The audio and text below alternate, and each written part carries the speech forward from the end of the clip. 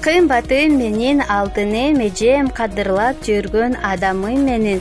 Сагынам сизди, алыста жүрсөң, сагынчы менен берекем эжем.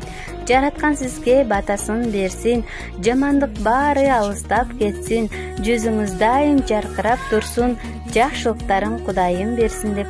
Бүгүнкү биздин жакшылык күндүн ээси Ош областы Араван району Чекабат айылынын тургуну Абдыева Атыргүл жана уулу Азаматты туулган күнү менен куттуктайбыз.